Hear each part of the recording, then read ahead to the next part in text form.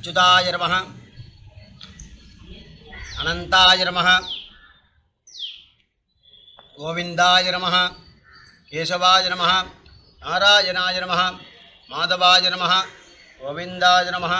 विष्णवे नमः मधुसूदनाय नमः त्रिविक्रमाय नमः वामनाय नमः श्रीधराय नमः ऋषिकेशाय नमः पद्मनाभाय नमः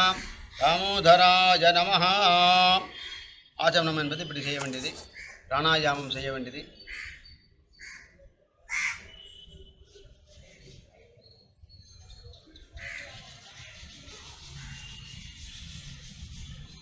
உட்கார்ந்து கொண்டு கிழக்கு முகமாக பார்த்து உட்கார்ந்து கொள்ள வேண்டும் கிழக்கு முகமாக உட்கார்ந்து கொண்டுதான் இவைகளை செய்ய வேண்டியது பவித்திரம் சேர்த்து கொள்ள வேண்டியது ஆச்சமனம் முடிந்த பிறகு